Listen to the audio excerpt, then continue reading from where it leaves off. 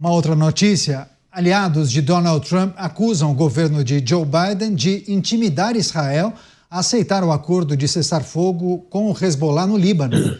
Os parlamentares republicanos desconfiam da suspensão temporária da guerra, justamente no momento em que o Estado judeu quase derrubava a liderança e a estrutura militar do grupo terrorista. As forças de defesa de Israel chegaram ao rio Litani na terça-feira, um dia antes do início do acordo. Estavam conseguindo empurrar os terroristas para o norte de Litani para isolá-los. Agora, sob o acordo, o Hezbollah poderá movimentar os seus militares para regiões que ficam mais ao norte da fronteira. Começar essa com o Roberto Mota, acusação de republicanos, de aliados de Donald Trump, de que a administração de Joe Biden poderia ter intimidado Israel a ceder, a aceitar esse acordo de cessar-fogo com o Hezbollah. Mota. Verifica se o seu microfone está fechado, por favor. Perdão. Isso faz sentido nesses últimos estertores do governo democrata. Cessar-fogo não vai funcionar. Não tem nenhuma chance de dar certo, porque terroristas não cessam o terror. Esses terroristas querem a destruição de Israel. Esse é o objetivo deles. Não há nenhum outro objetivo. Todo o resto são desculpas usadas para atingir esse objetivo, que é acabar com o Estado de Israel. Israel não tem nenhuma outra alternativa nesse conflito a não ser eliminar as forças terroristas. É a mesma coisa que aconteceu na Segunda Guerra Mundial, quando os aliados, imaginem, os aliados viraram a maré da guerra, começaram a entrar na Alemanha, a derrotar militarmente os nazistas. Imagina, alguém surge e diz, não, vamos fazer um cessar-fogo, deixa eles continuarem lá, vamos ver se a gente se entende. De forma nenhuma.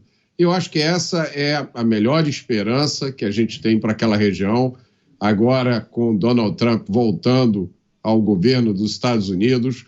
Donald Trump, que foi responsável pelos acordos de Abraão, quase foram assinados entre Israel, Arábia Saudita e alguns outros países árabes ali, que poderiam, são acordos que podem trazer uma nova era de paz e prosperidade, mas essa paz e prosperidade não vai acontecer nunca com organizações no poder que são dedicadas à destruição de Israel, à disseminação daquilo que é o verdadeiro discurso de ódio. Isso é ensinado nas áreas ali ocupadas pelo Hamas e pelo Hezbollah, o ódio aos judeus. Não é uma questão territorial, não é uma questão política, é uma questão de destruição da nação Israel e do povo judeu. Então, não faz sentido nenhum cessar-fogo. Israel precisa ganhar essa guerra militarmente e aí sim, derrotado esse inimigo, é possível, será possível cessar fogo e reconstruir. Você, Cristiano Beraldo, conta para a gente sobre essa suspeita de muitos republicanos de uma pressão que teria sido exercida pelo governo de Joe Biden para que Israel aceitasse o acordo de cessar-fogo. Não, havia, e aí tem algumas circunstâncias nisso. Obviamente, o presidente Joe Biden, que não pôde, no fim, concorrer, mas, enfim, Kamala Harris, sua vice, concorreu com esse discurso que flertava com o discurso anti-Israel, que era defendido por Donald Trump. Então, a pressão existia para que houvesse ali uma solução, mesmo que temporária, mas que pudesse ser uma vitória a ser vendida pelo governo Biden. E esse tipo de movimentação simplesmente ignora o fato, e é isso que acontece com esses grupos que vêm atacando Israel desde o início desse conflito, ignora o fato de como esse conflito começou, com judeus sendo brutalmente atacados dentro do seu território, pessoas que estavam ali em manifestações pacíficas, em festas, dentro de casa, e que, de repente, viram esses espaços serem invadidos por terroristas do Hamas e que ali executaram mais de 1.000 pessoas, estupraram, fizeram maldades, fizeram crueldades, coisas absurdas e intoleráveis. Só que Israel é uma força minoritária ali, pelo seu tamanho, em comparação com os seus vizinhos, cercada de nações ali que se colocam como inimigos, e Israel não pode contemporizar.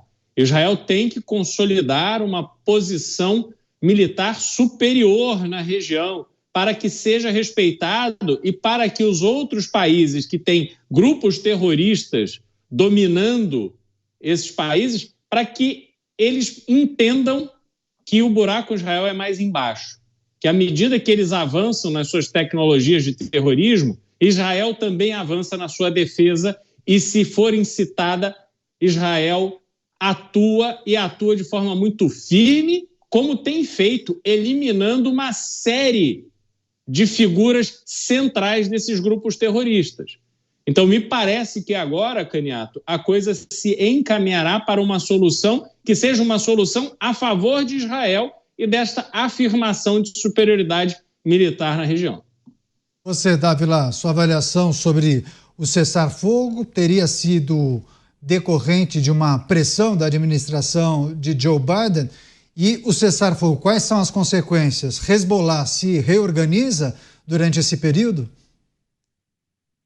Olha, a crítica dos aliados de Trump está errada, está no foco errado. E eu vou explicar por quê. Eu conversei com várias pessoas ligadas ao exército de Israel e o ponto é o seguinte: chegou a um ponto de exaustão no exército. Você tem voluntários mobilizados há mais de um ano, lutando uma guerra de duas frentes com o Hezbollah e com o Hamas. Não consegue manter isso por muito mais tempo. É preciso agora um cessar-fogo, porque Israel já atingiu o seu principal objetivo, que era desarticular o Hezbollah. Mas Israel sabe que hoje não consegue vencer o Hezbollah e que continuar a insistir numa guerra de duas frentes vai começar a correr o apoio, inclusive internamente, porque as pessoas, os soldados, lá é cidadão-soldado. Essa turma está mobilizada há mais de um ano e já chegou a um ponto de exaustão. A crítica que os aliados do presidente Trump deveriam estar fazendo é que permitiu Israel lutar sozinho essa guerra contra o terrorismo, que os Estados Unidos não mexeu uma palha. É esse o erro na estratégia. E além do mais, Caniato, Israel tem que se poupar, recompor suas forças, recompor, inclusive, os seus equipamentos militares, porque pode ter um conflito muito mais poderoso à frente, que é com o Irã. Então, não é o cessar-fogo que é o problema. O problema foi que o governo democrata abandonou Israel nessa luta. Não apoiou Israel como deveria apoiar. Este é o problema. Não é o cessar-fogo que está acontecendo agora. O cessar-fogo é um momento importante que Israel precisa também desse cessar-fogo para se reorganizar internamente. Então, é preciso entender onde é que está o real problema. O que deveria fazer não é criticar o cessar-fogo, é dizer que está apoiando Israel, que vai apoiar Israel para trazer a paz ao Oriente Médio. Mas precisa entender a que ponto chegou a exaustão das Forças Armadas em Israel por aguentar uma guerra sozinho de duas frentes. Aliás, de três frentes, porque o Irã também esteve envolvido nisso e foi atacado pelo Irã. Então, precisamos entender os fatos como eles são e parar de fazer uma mera exploração política de uma coisa que não vai trazer uma solução definitiva para o Oriente Médio. Pois é, mas a partir dessas manifestações e também até elucubrações, Cristiano Beraldo, muitos se perguntam o que vai mudar na dinâmica da guerra com a chegada de Donald Trump à Casa Branca. Porque, pelo menos em relação ao conflito entre Rússia e Ucrânia, Trump até chegou a sinalizar sobre aquele volume de ajuda que foi concedido à Ucrânia, né? Quase fazendo uma crítica àquele volume de dinheiro que foi empregado para Volodymyr Zelensky. Agora, em relação ao conflito no Oriente Médio, o que a gente pode esperar? Bom, nessa linha que o Dávila nos trouxe, o que a gente deve esperar é que Israel encontre um caminho, primeiro, para deixar de lutar sozinho essa guerra, e segundo, desses dois inimigos que Israel vem enfrentando, a minha leitura é que pelo menos um deles precisa ser exterminado. O Hezbollah é um grupo bastante mais forte, mais articulado, é uma guerra bastante difícil em razão da sua presença no Líbano, que não é a faixa de Gaza, enfim, é uma dinâmica completamente diferente, mas a faixa de Gaza, no meu entendimento, tem que ser totalmente controlada para que não haja ali um novo foco de terroristas que vão produzindo ao longo do tempo esses planos de ataque a Israel. Mas não é uma situação fácil. De fato, Israel precisa do apoio dos Estados Unidos, agora da administração de Donald Trump, para conseguir planejar o seu futuro militar. E arrematar você, Mota, claro, sempre olhando também para a chegada de Donald Trump à Casa Branca e a mudança na dinâmica dos conflitos, o foco agora no Oriente Médio. Acho que está fechado de novo, Mota, por favor. Perdão. Tranquilo.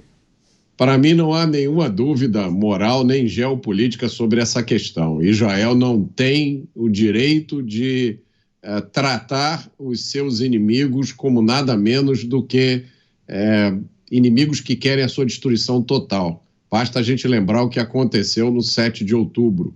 Basta a gente lembrar as coisas que foram feitas pelos terroristas, inclusive com o apoio de parte da população.